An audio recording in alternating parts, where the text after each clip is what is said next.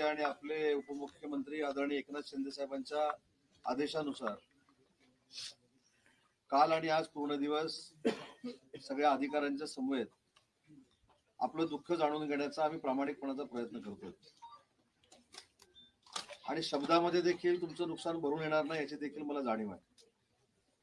पण मंत्री म्हणून काम करत असताना आमच्या अधिकाराचा वापर करून तुम्हाला जेवढा जास्तीत जास्त न्याय देता येईल तो न्याय देण्याची भूमिका आमच्या सगळ्यांची असते.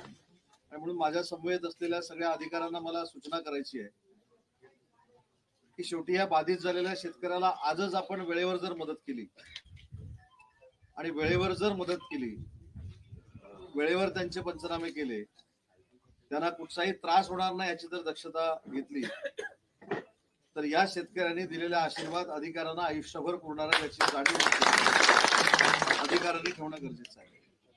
आता मला काकांनी सांगितलं की त्यांची विहीर पडली, घर पडलं, तलाठी अजून तिथे गेलेले नाहीत.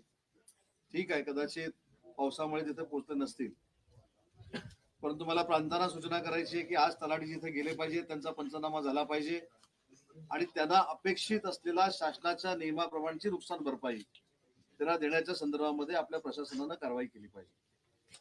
आता आज आपल्या दुसऱ्या सहकाऱ्यांचं सांगितलं की त्यांच्या 2 विहिरी पडल्या, ते कशा पद्धतीनं कर्जबाजारी झाले. पण एक मला हात जोडून आपल्या सगळ्यांना विनंती देखील एकनाथ शिंदे साहेबांच्या वतीनं मी आपल्याला शब्द देतो की आम्हाला पक्षाच्या वतीनं देखील जे जे काय करायचं आहे, वैयक्तिक जे जे काय आम्हाला करायचं आहे ते देखील आम्ही केल्याशिवाय गप्प बसणार नाही. पण आपण जे काय ऐकतोय पावलं उचलतो तर तशा पद्धतीची पावलं कुणी उचलू नये, कारण शेवटी शासन तुमच्या बरोबर राहणार आहे आणि जो पावसामुळे संपलेला शेतकरी आहे त्याला पुन्हा एकदा उभारी देण्याचं काम महायुतीचं सरकार नक्की करणार आहे. हाच फक्त शब्द मी द्यायला इथं आलेलो आहे. त्याच्यामुळे तुमच्या किती अडचणी आहेत हे देखील मी जाणून घेतलंय. मोसंबीच्या बागेमध्ये देखील मी गेलो होतो, ड्रॅगन फ्रूटच्या बागेमध्ये मी गेलो होतो, डाळिंबाच्या बागेमध्ये मी गेलो होतो, आता ऊसाचं पीक देखील मी बघितलंय. त्याच्यामुळे शेतकऱ्याच्या हातामध्ये काहीच राहिलं नाही ह्याची जाणीव सरकारला नक्की आहे आणि आमच्यासारखे कार्यकर्ते शिंदे साहेबांच्या नेतृत्वाखाली संवेदनशील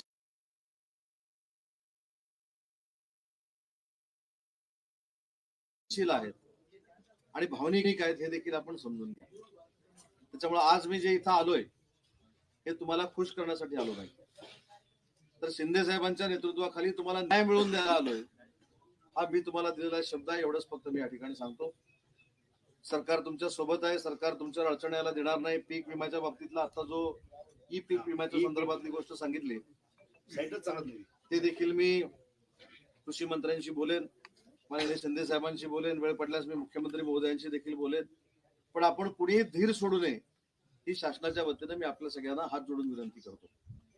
कारण जसं मी मगाशी सांगितलं की आम्ही भाषण करून, आम्ही सहानुभूती दाखवून, आम्ही बांधावर येऊन आम्ही तुम्हाला समजून घेऊ शकतो, पण जोपर्यंत आम्ही तुम्हाला मदत देणार नाही, जोपर्यंत आम्ही तुम्हाला स्वतःच्या पायावर उभं करणार नाही, तोपर्यंत सरकार म्हणून देखील आमची भूमिका स्पष्ट होणार नाही ही आम्हाला सगळ्यांना जाणीव. आणि विशेषतः मला बापूंचं देखील कौतुक केलं पाहिजे की आल्यापासून, रात्री मी उशिरा आलो विमान लेट झाल्यामुळं, पण आल्यापासून या परिसरातल्या शेतकऱ्यांना आपण न्याय देण्याच्या संदर्भामध्ये शिंदे साहेबांना शब्द टाकावा, आपण सगळ्यांनी एकत्र राहून शेतकऱ्यांना मदत करावी, ही प्रामाणिकपणाची भूमिका बापूंची आहे आणि उमरे मामांची देखील आहे.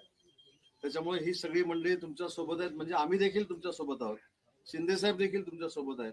मी तुम्हाला जाता जाता फार मोठं भाषण करणार नाही, पण एवढाच शब्द देतो की आज मी जी पाहणी केलेली आहे, मी जो दौरा केलेला आहे, त्याचा नक्की सकारात्मक उपयोग शेतकऱ्यांना मी करून देईन एवढाच शब्द देतो. तुमच्या आसमानी संकटामध्ये बोलून नसतो उपयोगाचा, आम्ही सहभागी आहोत आणि तुमच्यावर भविष्यामध्ये असं संकट येऊ नये यासाठी कायमस्वरूपी काही उपाययोजना कराव्या लागतात का या संदर्भात देखील शासन नक्की विचार करेल. आज आपण मला शेतीमध्ये नेऊन नक्की नुकसान काय झालंय दाखवलं, त्याच्यामुळे शासनामधला आणि तुमच्यामधला दुवा म्हणून तुमच्या कॅबिनेटला नक्की नुकसान काय झालंय त्याची माहिती मी सरकारला देईन, कॅबिनेटमध्ये देईन एवढाच शब्द देतो.